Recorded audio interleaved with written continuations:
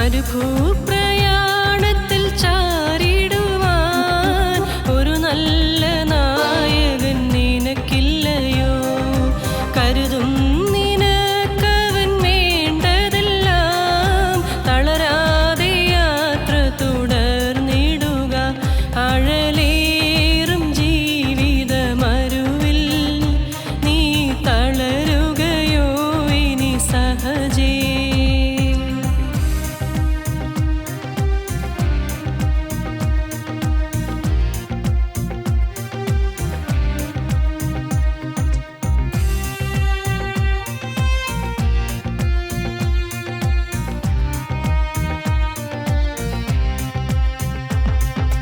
ചേലോടു തന്ത്രങ്ങളോതിടുവാൻ ചാരന്മാരുണ്ടധികം സഹജേ. ചുടുചോര ചിന്തേണ്ടി വന്നിടിലും ചായല്ലേ ലോകത്താങ്ങുകളിൽ. അഴലേറും ജീവിതമരുവിൽ നീ തളരുകയോ ഇനി സഹജേ?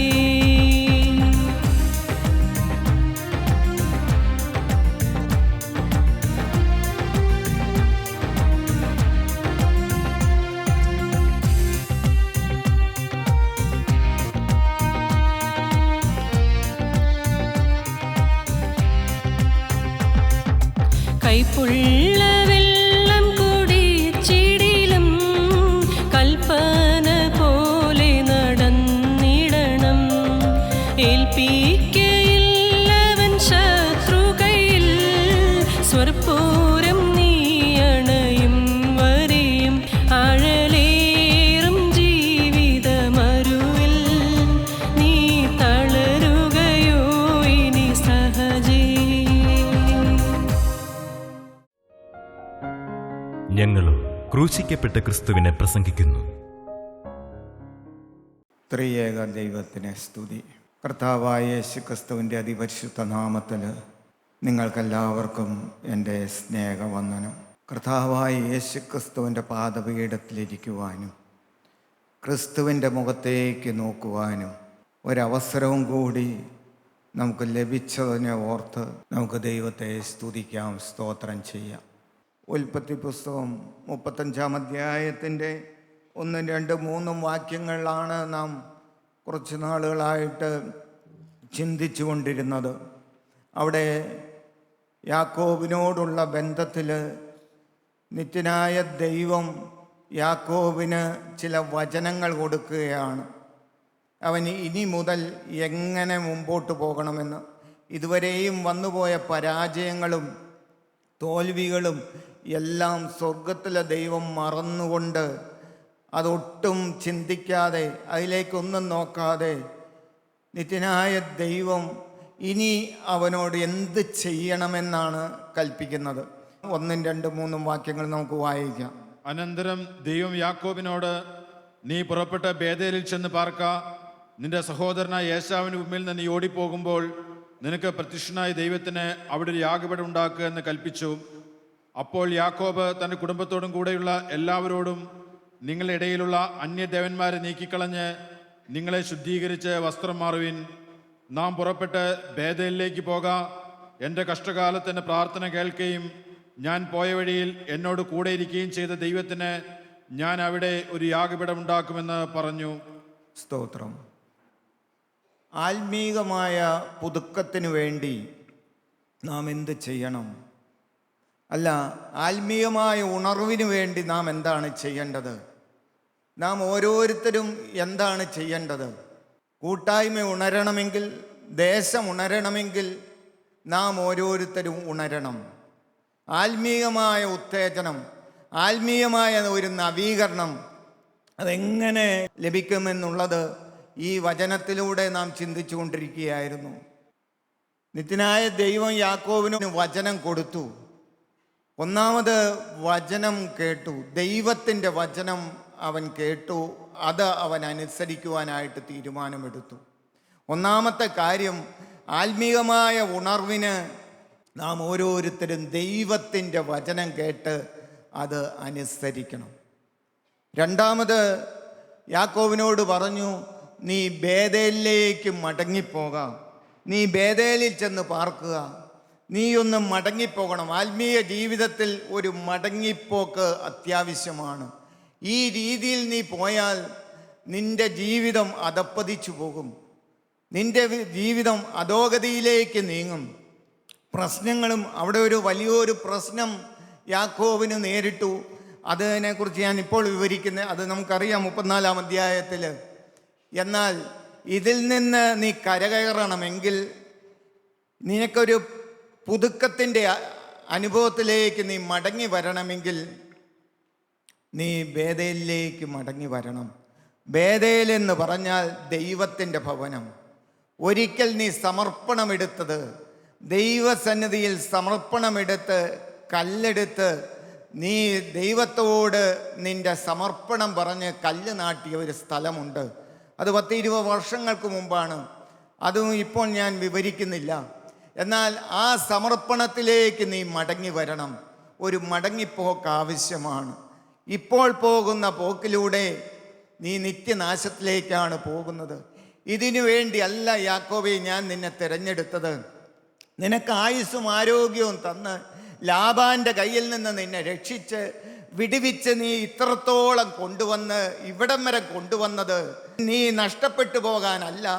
നിന്നിൽ കൂടി എനിക്കൊരു വലിയൊരു പദ്ധതി ഉണ്ട്. അതെന്താണ് ആ പദ്ധതി? നീ മിസ്രയീം രാജാവിനെ നീ അനുഗ്രഹിക്കേണ്ട വ്യക്തിയാണ്. നിന്റെ കരം മിസ്രയീമിലെ അധിപതിയുടെ തലമേൽ വെച്ച് നീ അനുഗ്രഹിക്കേണ്ടവനാണ്. നീ ഇവിടെ നിൽക്കേണ്ടവനല്ല. നിന്നിൽ കൂടി വളരെ വലിയ കാര്യങ്ങൾ ഞാൻ ആഗ്രഹിക്കുന്നുണ്ട്. അതിനുവേണ്ടി നീ ഒരു സമർപ്പണം എടുക്കണം, ഒരു തീരുമാനമെടുക്കണം. അത് ബേതേലിലേക്ക് മടങ്ങിപ്പോകണം. ബേതേലിലേക്ക് ചെന്ന് ആ സമർപ്പണം പുതുക്കണം. ദൈവമക്കളെ, അത് യാക്കോബിനോട് ദൈവം അരുളി ചെയ്തു. നമ്മുടെ ജീവിതത്തിലും ഒരു മടങ്ങിപ്പോക്ക് ആവശ്യമാണ്. ഇന്നത്തെ ഈ ആത്മീക നിലവാരത്തിൽ നിന്ന് കഴിഞ്ഞാൽ ആരും ദൈവസന്നിധിയിൽ ചെന്നെത്തുകയില്ല. നാം എന്താണ് ചെയ്യേണ്ടത്? അതിനുവേണ്ടി നാം എടുത്ത സമർപ്പണം വീണ്ടും പുതുക്കുക. ആ സമർപ്പണത്തിൽ നിന്ന് കർത്താവേ, ഇനി ആ സമർപ്പണം ഞാൻ എടുക്കുകയാണ്, ഇന്നു മുതൽ ആ സമർപ്പണം എടുക്കുകയാണ്, ഇനി ഞാൻ പിന്മാറ്റത്തിലേക്കില്ല, ഇനി ഞാൻ പുറകോട്ടില്ല. ദൈവമക്കളെ, തീരുമാനം നാം എടുക്കണം. ദൈവസന്നിധിയിൽ തീരുമാനമെടുക്കണം, സമർപ്പണം എടുക്കണം. ആ 2 കാര്യമാണ് നാം ചിന്തിച്ചത്. മൂന്നാമതായിട്ട് അവിടെ യാക്കോബിനോട് ദൈവം അരുളി ചെയ്തു, നീ ഒരു യാഗപീഠം പണിയുക. 5 കാര്യങ്ങളാണ് ഈ ഭാഗത്തുള്ളത്. 1, ദൈവവചനത്തിന് വിധേയപ്പെടുക. 2, മടങ്ങിപ്പോവുക, ബേതേലിലേക്ക് മടങ്ങിപ്പോവുക, സമർപ്പണത്തിലേക്ക് മടങ്ങിപ്പോകുക.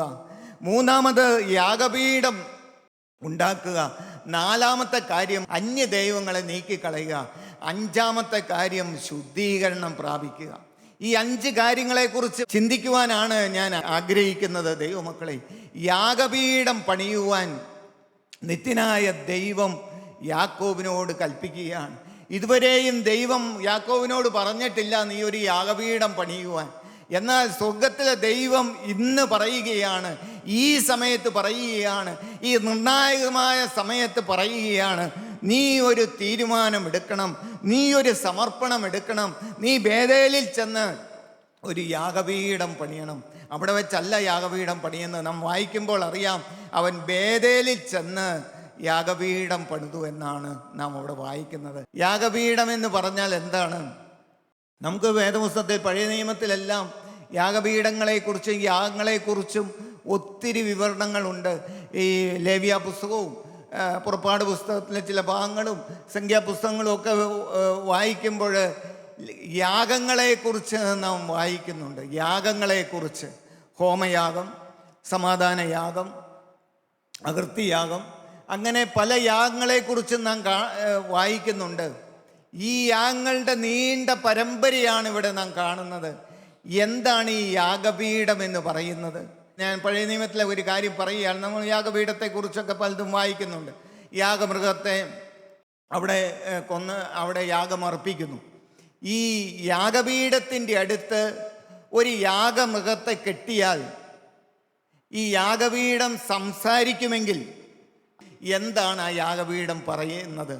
എന്താണ് ഈ യാഗമൃഗത്തോടത് പറയുന്നത്? നീ മരിക്കുവാൻ തയ്യാറായിക്കൊള്ളുക, നീ മരിക്കുവാൻ തയ്യാറായിക്കൊള്ളുക. യാഗപീഠം പറയും, ഇവിടെ അനേകം യാഗമൃഗങ്ങളെ കൊണ്ട് കെട്ടിയിട്ടുണ്ട്, ഇതിനു മുമ്പും കൊണ്ട് കെട്ടിയിട്ടുണ്ട്. ഇതെല്ലാം, ഈ യാഗമൃഗങ്ങളെല്ലാം ഇവിടെ കൊല്ലപ്പെട്ടിട്ടുണ്ട്, അതിനെല്ലാം യാഗമർപ്പിച്ചിട്ടുണ്ട്.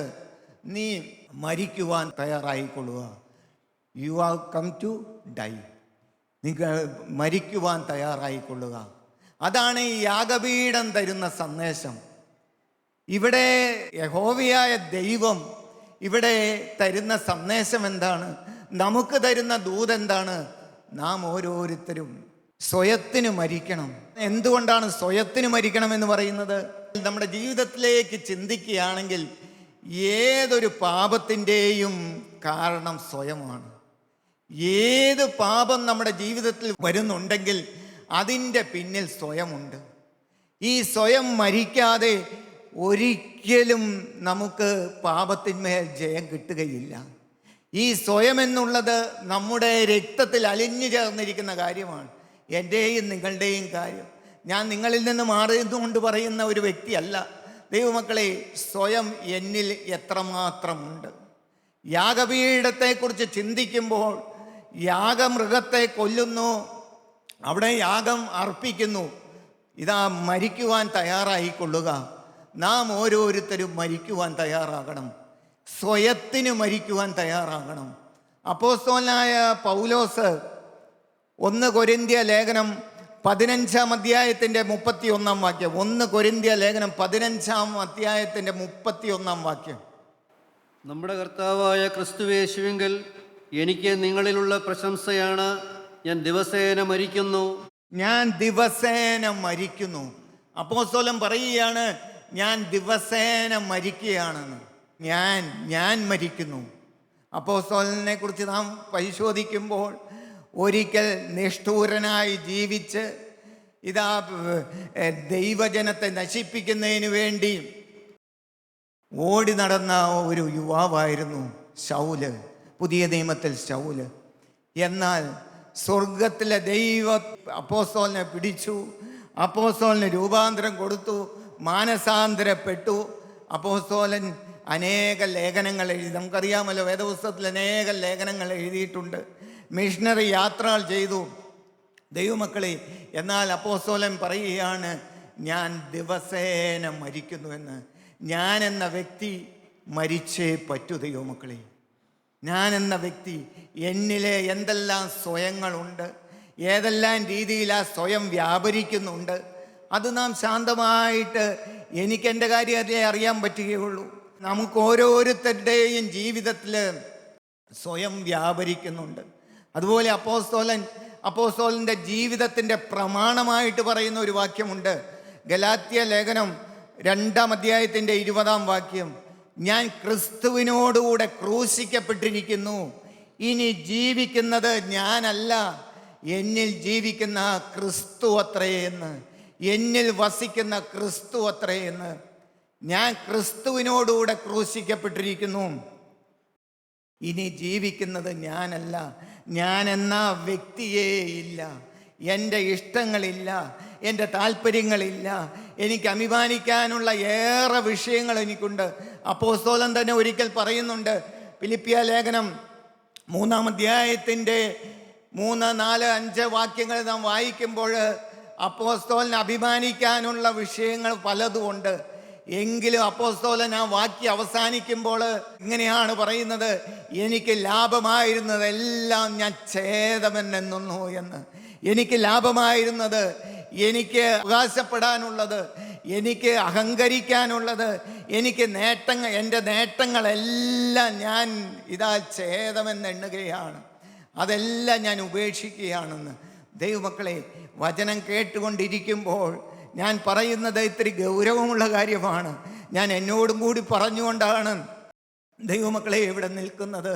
നാം ഓരോരുത്തരും നമ്മുടെ സ്വയത്തിന് മരിക്കണം, സ്വയത്തിന് മരിക്കണം. അത് ഒറ്റ ദിവസം കൊണ്ട് നടക്കുന്ന കാര്യമല്ല, അത് ദിവസം പ്രതി നമ്മുടെ ജീവിതത്തിൽ നടക്കണം.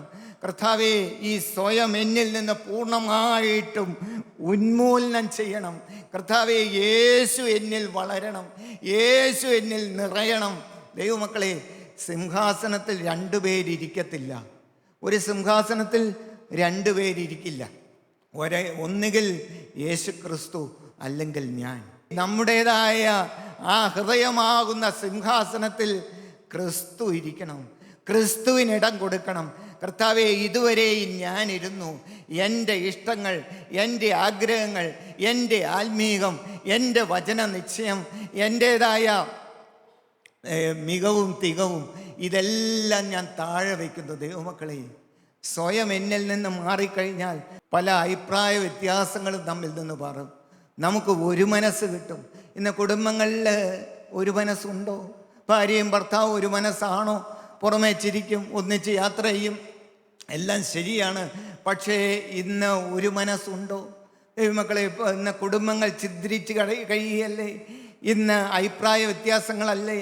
കൂട്ടായ്മകൾ എന്തുകൊണ്ടാണ് ഇങ്ങനെ ഓരോന്നോരോന്ന് പിളർന്ന് ഇങ്ങനെ ഓരോന്നോരോന്ന് വർദ്ധിച്ചു കൊണ്ടിരിക്കുന്നത്? എല്ലാം സ്വയമാണ്. എനിക്ക് എൻ്റെ പിടിവാശി, ഞാൻ പറയുന്നത് പോലെ കാര്യങ്ങൾ നടക്കണം, ഞാൻ വിട്ടുകൊടുക്കുകയില്ല, ഞാൻ താന്നു കൊടുക്കുകയില്ല. എൻ്റേതായ അഭിപ്രായം അത് അംഗീകരിച്ചേ പറ്റൂ. ഈ അഭിപ്രായം അംഗീകരിക്കുന്നില്ലെങ്കിൽ ഞാൻ കൂട്ടായ്മയിലേക്കില്ല, ഞാൻ ഇട്ടിട്ട് പോകും, ഞാൻ വേറെ കൂട്ടായ്മ തുടങ്ങും. ദൈവമക്കളെ, ഇന്ന് ഇതെല്ലാമല്ലേ കാണുന്നത്? ആത്മീക ഗോളവും മലീമസപ്പെട്ടുകൊണ്ടിരിക്കുകയാണ്. എന്താണ് കാരണം? സ്വയത്തിൻ്റെ വ്യാപാരം, സ്വയത്തിൻ്റെ വ്യാപാരം.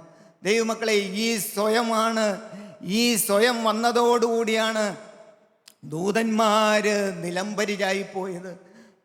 ദൂതന്മാര്, യെശയ്യാ പ്രവാചകന്റെ പുസ്തകം അതിൻ്റെ 14-ാം അധ്യായത്തിൻ്റെ 13-ാം വാക്യം. നീ എങ്ങനെ വെട്ടേറ്റ് നിലത്തു വീണു? ഞാൻ സ്വർഗത്തിൽ കയറും, എൻ്റെ സിംഹാസനം ദൈവത്തിൻ്റെ നക്ഷത്രങ്ങൾക്ക് മീതെ വയ്ക്കും. ഉത്തരദിക്കിൻ്റെ അതിർത്തിയിൽ സമാഗമ പർവ്വതത്തിന്മേൽ ഞാൻ ഇരുന്നരുളും. ഞാൻ മേഘോന്നതങ്ങൾക്ക് മീതെ കയറും, ഞാൻ അത്യുന്നതനോട് സമനാകുമെന്നല്ലോ നീ ഹൃദയത്തിൽ പറഞ്ഞത്. ഞാൻ ദൈവമക്കളെ, എവിടെ ഞാൻ വരുന്നു, എവിടെ ഞാൻ വരുന്നു? അത് ശുശ്രൂഷയിലായാലും ഭൗതികമായ രംഗത്തായാലും എവിടെയാണെങ്കിലും അത് നാശം വിതയ്ക്കും. അത് ആത്മീക ജീവിതത്തെ തളർത്തിക്കളയും, തകർത്ത് കളയുകയാണ് സ്വയം എന്ന് പറയുന്നത്. ദൈവമക്കളെ, ഈ വചനം കേൾക്കുമ്പോൾ നാം ഓരോരുത്തരും ചിന്തിക്കുക, ഈ നാളുകളിൽ ഞാൻ എന്നെ തന്നെ ശോധന ചെയ്യുകയാണ്. ദൈവമക്കളെ, മറ്റുള്ളവരോട് പ്രസംഗിച്ച ശേഷം ഞാൻ തന്നെ കൊള്ളരുതാത്തവനായി പോകാതിരിക്കേണ്ടതിന് എൻ്റെ ശരീരത്തെ ദണ്ഡിപ്പിച്ചടിമയാക്കിയത്രേ. എന്നും ഈ വചനത്തിനായിട്ട് എഴുന്നേറ്റ് നിൽക്കുമ്പോൾ, അല്ലെങ്കിൽ ഏതെങ്കിലും ശുശ്രൂഷയുടെ മധ്യത്തിൽ നിൽക്കുമ്പോൾ ഞാൻ ഈ വചനം എൻ്റെ ഉള്ളിൽ ഉരുവിടാറുണ്ട്. ഞാൻ പലപ്പോഴും എന്നെ തന്നെ ശോധന ചെയ്യാറുണ്ട്. കർത്താവെ, കത്തിവെക്കേണ്ട ഒരു പാപം ഇന്നും കത്തിവെച്ചിട്ടില്ല, ഇന്നും സ്വയത്തിൽ കത്തിവെച്ചിട്ടില്ല. ഇന്നും കർത്താവെ, ഇന്നും ജയം കിട്ടേണ്ട പാപമാണ്. ഇന്നും ഞാൻ സ്വയത്തോട് പോരാടുകയാണ്. കർത്താവെ, ഈ ജീവിതകാലം മുഴുവൻ ഞാൻ ഈ പാപത്തോട് പോരാടി ഇതിനെ പൂർണ്ണമായിട്ടും ജയിച്ച് ഒരു ജയജീവിതം വേണമെന്ന് ആഗ്രഹിച്ചുകൊണ്ടാണ് ഞാൻ നിങ്ങളുടെ മുമ്പിൽ എഴുന്നേറ്റ് നിൽക്കുന്നത്. ദൈവമക്കളെ, ജയം, ഹല്ലേലൂയ. ഏത് രംഗത്ത് നിന്നാലും കർത്താവേ, എൻ്റെ തല ഉയരണ്ട, എൻ്റെ തല താന്നു നിന്നുകൊള്ളാം. എന്നെ ആരും അറിയണ്ട, എന്നെ ആരും നോക്കണ്ട, എന്നിലേക്ക് ആരും ശ്രദ്ധിക്കണ്ട. എൻ്റെ യേശുവിന് മഹത്വം കൊടുക്കണം, എൻ്റെ യേശു എന്നിൽ ഉയർന്നു നിൽക്കണം. ദൈവമക്കളെ, നാം എളിമപ്പെട്ടു കൊടുത്തു കഴിഞ്ഞാൽ, നാം വിനയപ്പെട്ടു കൊടുത്തു കഴിഞ്ഞാൽ ക്രിസ്തു നമ്മിൽ വാഹനമേറും. ക്രിസ്തുവിനെ അനേകരെ കാണും. ദൈവമക്കളെ, ഉണർവിന് അതേ ഒരു വഴിയുള്ളൂ. ഇതാ, സ്വയത്തെ തകർക്കുക, സ്വയത്തെ പൂർണ്ണമായിട്ട് നമ്മിൽ നിന്ന് മാറ്റുക. യേശുവേ, നീ എൻ്റെ സിംഹാസനത്തിൽ എൻ്റെ ഹൃദയത്തിലേക്ക് എഴുന്നള്ളി വരണമേ. എൻ്റെ സിംഹാസനത്തിൽ നീ ഇരിക്കണമേ കർത്താവേ. അതിന് ഞാൻ തയ്യാറാണ്. അതിനുവേണ്ടി ഞാൻ എന്നെ തന്നെ നിൻ്റെ കരങ്ങളിലേക്ക് സമർപ്പിക്കുന്നു കർത്താവേ. ഞാൻ അതിനുവേണ്ടി എന്ത് വില കൊടുക്കാനും തയ്യാറാണെന്നുള്ള ഒരു തീരുമാനമെടുത്താൽ, ദൈവമക്കളെ, നിങ്ങൾ വില കൊടുക്കാൻ തയ്യാറാണെങ്കിൽ സ്വയം നമ്മിൽ നിന്ന് ഇല്ലാതെയായും, ഹല്ലേലൂയ, നമുക്ക് ക്രിസ്തു ക്രിസ്തുവുള്ള ജീവിതം. ക്രിസ്തു നമ്മുടെ ജീവിതത്തിൻ്റെ ചുക്കാൻ ഏറ്റെടുക്കും. ജീവിതത്തെ നിയന്ത്രിക്കുന്നത് ക്രിസ്തുവാകണം. ദൈവമക്കളെ, ഹല്ലേലൂയ. ഈ പഴയ നിയമത്തിൽ ശൗൽ എന്ന് പറയുന്ന ഒരു വ്യക്തി ഉണ്ടായിരുന്നു. ഹല്ലേലൂയ. ശൗല്. ആ ശൗലിനെ കുറിച്ച് നാം വായിക്കുമ്പോൾ 1 ശമൂവേലിൻ്റെ പുസ്തകത്തിൽ 9-ാം അധ്യായത്തിലാണ് ആദ്യമായിട്ട് ശൗലിനെ നാം കാണുന്നത്. ഈ ശൗലിനെ കുറിച്ച് ദൈവത്തിൻ്റെ അരുളപ്പാട് ശൗലിനെ പ്രവാചകൻ അറിയിച്ചപ്പോൾ എത്ര വിനയത്തോടെ നിന്ന വ്യക്തിയായിരുന്നു എന്നറിയാമോ? അവൻ പറയുന്ന ഒരു കാര്യമുണ്ട്. 9-ാം അധ്യായത്തിൻ്റെ 21-22 വാക്യങ്ങൾ. അതിന് ശൗൽ, ഞാൻ ഇസ്രായേൽ ഗോത്രങ്ങളിൽ ഏറ്റവും ചെറുതായ ബെന്യാമിൻ ഗോത്രത്തിലുള്ളവനും എൻ്റെ കുടുംബം ബെന്യാമിൻ ഗോത്രത്തിലെ സകല കുടുംബങ്ങളിലും വെച്ച് ഏറ്റവും ചെറിയതുമായിരിക്കെ നീ ഇങ്ങനെ എന്നോട് പറയുന്നത് എന്ത് എന്ന ഉത്തരം പറഞ്ഞു. എത്ര എളിമയോടെ നിന്ന വ്യക്തിയാണെന്നറിയാമോ ഈ ശൗല്. എന്നാൽ ശൗൽ എന്ത് ചെയ്തു? ഞാൻ വിവരിക്കുവാൻ സമയമെടുക്കുന്നില്ല. ശൗല് സ്വന്തമായി ഹോമയാഗം അർപ്പിക്കുന്നതായിട്ടാണ് കാണുന്നത്. 13-ാം അധ്യായത്തിൽ സ്വന്തമായിട്ട് യാഗമർപ്പിക്കുന്നു. ഇതാ, പ്രവാചകന് വേണ്ടി കാത്തിരിക്കാതെ സ്വന്തമായി ആധിപത്യം അവൻ്റെ കയ്യിലായി. അവൻ സിംഹാസനത്തിൽ ആരൂഢനായി. അവൻ്റെ സ്വയം വ്യാപരിക്കാൻ തുടങ്ങി. ദൈവമക്കളെ, അന്ന് അവൻ്റെ അധപ്പതനം തുടങ്ങി. അവൻ്റെ അവസാനം എവിടെയാണെന്ന് നമുക്കറിയാം. 31 അധ്യായങ്ങളുള്ള ആ പുസ്തകം അവസാനിക്കുമ്പോൾ രാജാവായി അഭിഷേകം ചെയ്ത് അഭിഷേക തൈലം വീണ ആ തല ഇതാ ഫെലിസ്തർ വന്ന് വെട്ടിമാറ്റുന്നതായിട്ടാണ് കാണുന്നത്. അഭിഷിക്തൻ്റെ അധപ്പതനം. അഭിഷിക്തൻ എത്രമാത്രം അധപ്പതിച്ചു പോയി എന്നുള്ളത് നാം അവിടെ വായിക്കുന്നുണ്ട്. ദൈവമക്കളെ, എന്താണ് കാരണം? സ്വയം ജീവിതത്തിലേക്ക് കടന്നു വന്നു. യേശു ക്രിസ്തുവിന് വേണ്ടി നമ്മുടെ ജീവിതത്തിൽ ഇടം കൊടുക്കുക. യേശുവിന് വേണ്ടി ജീവിതം കൈമാറുക. ആണിപ്പഴുതുള്ള കരങ്ങളിലേക്ക് ജീവിതം കൈമാറുക. ദൈവമക്കളെ, യാഗം അർപ്പിക്കുക. യാഗം, പഴയ നിയമത്തിലുള്ള യാഗങ്ങൾ, ഈ പഴയ നിയമത്തിലുള്ള യാഗങ്ങളെല്ലാം അപൂർണതയുള്ള യാഗമാണ്. അത് പാപത്തെ നീക്കുവാൻ സാധ്യമല്ല. ആ യാഗത്തിനൊന്നും പാപത്തെ നീക്കുവാൻ സാധിക്കുന്നില്ല. എന്തുകൊണ്ടാണ്? പാപിയായ മനുഷ്യൻ വീണ്ടും വീണ്ടും യാഗമർപ്പിക്കുകയാണ്. പാപിയായ മനുഷ്യന് ഒരിക്കലും പാപത്തെ നീക്കുവാൻ സാധ്യമല്ല. അവൻ എത്ര യാഗം കഴിച്ചാലും പാപത്തെ നീക്കുവാൻ സാധ്യമല്ല.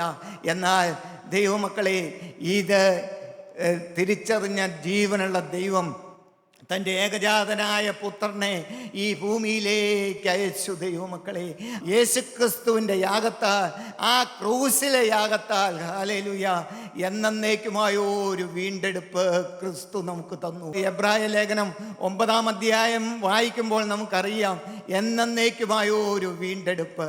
ഇതാ, പാപമോചനം തരികയാണ്, ശുദ്ധീകരണം തരികയാണ്.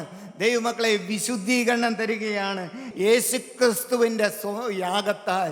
യേശുക്രിസ്തു എന്ന വ്യക്തിയുടെ ആ ശരീരയാഗത്താൽ, ഹല്ലേലൂയ, നമുക്ക് പാപമോചനമുണ്ട്, പാപത്തിന്മേൽ ജയമുണ്ട്, വീണ്ടെടുപ്പുണ്ട്. അതുകൊണ്ടാണ് പത്രോസ്ലീഹ പറഞ്ഞത്, ക്രിസ്തു എന്ന നിർദോഷവും നിഷ്കളങ്കമുള്ള കുഞ്ഞാടിൻ്റെ വിലയേറിയ രക്തം. ദൈവമക്കളെ, ഇതാ പഴയ നിയമത്തില് ആ യാഗങ്ങളെല്ലാം അപൂർണതയിലേക്ക് മാറുമ്പോൾ പുതിയ നിയമത്തിലേക്ക് ആ മഹാപുരോഹിതൻ കടന്നു വന്ന് ആ സ്വന്തം യാഗത്താൽ ആ ശരീരം യാഗമായി തീർന്നതുകൊണ്ട് നാം ഓരോരുത്തർക്കും ആ വീണ്ടെടുപ്പ് ലഭിച്ചു, ആ പാപത്തിന്മേലുള്ള രക്ഷ ലഭിച്ചു. ഹല്ലേലൂയ, ആ വീണ്ടെടുപ്പ് ലഭിച്ചു. ഹല്ലേലൂയ. ദൈവമക്കളെ, നമ്മെ വിശുദ്ധീകരിക്കുന്നത് ആ ക്രിസ്തുവിൻ്റെ രക്തമാണ്. എങ്കിൽ ഇത് നാം വിശ്വസിക്കുന്നുവെങ്കിൽ നാം ഒരു യാഗം അർപ്പിക്കണം. ഹല്ലേലൂയ. അതേത് യാഗമാണ്? എബ്രായ ലേഖനം 13-ാം അധ്യായത്തിൻ്റെ 15-ാം വാക്യം. അതുകൊണ്ട് അവൻ മുഖാന്തരം നാം ദൈവത്തിന് അവൻ്റെ നാമത്തെ ഏറ്റുപറയുന്ന അധരഫലം എന്ന സ്തോത്രയാഗം ഇടവിടാതെ അർപ്പിക്കുക. അധരഫലം എന്ന സ്തോത്രയാഗം. ഹല്ലേലൂയ. യേശു എനിക്ക് വേണ്ടി യാഗമായി തീർന്നു. എൻ്റെ പാപത്തിന് വേണ്ടി എൻ്റെ യേശു യാഗമായി തീർന്നു. അവൻ എന്നെ വീണ്ടെടുത്തു. അവൻ എൻ്റെ പാപങ്ങളെല്ലാം മോചിച്ചു തന്നു. എൻ്റെ സകല പാപങ്ങളും എൻ്റെ യേശു എനിക്ക് ക്ഷമിച്ചു തന്നു. അത് വിശ്വസിക്കുന്ന ദൈവ പൈതലാണ് ആ കുരിശിൻ്റെ ചോട്ടിലിരുന്ന് മതിമറന്ന് ദൈവത്തെ ദൈവത്തെ സ്തുതിക്കുന്നത്, ദൈവത്തെ സ്തോത്രം ചെയ്യുന്നത്, ഹല്ലേലൂയ പറയുന്നത്. ഹല്ലേലൂയ. എൻ്റെ യേശുവേ, നീ എൻ്റെ പാപത്തിന് വേണ്ടി മരിച്ചല്ലോ. എൻ്റെ ദൈവമേ, എൻ്റെ പാപത്തിന് പരിഹാരം ഒരു വസ്തു കൊണ്ടും ഒരു പ്രവൃത്തി കൊണ്ടും അത് ആ പാപം പരിഹരിക്കപ്പെടുകയില്ല. എന്നാൽ യേശു ക്രിസ്തുവിൻ്റെ യാഗത്താൽ, ആ ക്രൂശിൽ കൂടി ഒഴുകി വന്ന ആ രക്തത്താൽ നീ എന്നെ വീണ്ടെടുത്തല്ലോ, നീ എന്നെ രക്ഷിച്ചല്ലോ. എൻ്റെ യേശുവേ, നിനക്ക് സ്തുതി, നിനക്ക് സ്തോത്രം. നന്ദിയോടെ നമുക്ക് സ്തോത്രം ചെയ്യാം. വാഴ്ത്തപ്പെട്ട ദൈവമേ, സ്വർഗീയ പിതാവേ, കേൾപ്പിച്ച ദൂതുകൾക്കായി സ്തുതിക്കുന്നു, സ്തോത്രം ചെയ്യുന്നു. കർത്താവേ, നീ ഏകനായി ഹല്ലേലൂയ ഈ ഭൂമിയിലേക്ക് കടന്നു വന്നു. കർത്താവേ, നീ ഞങ്ങൾക്ക് വേണ്ടി യാഗമായി തീർന്നു. കർത്താവേ, നിന്റെ യാഗത്തിൽ ഞങ്ങൾ വിശ്വസിക്കുന്നു. കർത്താവേ, ആ രക്തത്തിൽ ആശ്രയിച്ചുകൊണ്ട്, ആ രക്തത്താൽ കഴുകൽ പ്രാപിച്ചുകൊണ്ട് ഇനിയുള്ള കാലം ഒരു വിശുദ്ധനായി നിന്നുകൊണ്ട്, കർത്താവേ, വിശുദ്ധിയുടെ ദീപശിവക ഉയർത്തിപ്പിടിച്ചുകൊണ്ട് നിന്റെ വരവ് വരെയും നിന്റെ സാക്ഷിയായി ഞങ്ങൾ നിൽക്കുവാൻ ഞങ്ങൾ തീരുമാനിക്കുന്നു. യേശു ക്രിസ്തുവിൻ്റെ അതിപരിശുദ്ധ നാമത്തിൽ തന്നെ.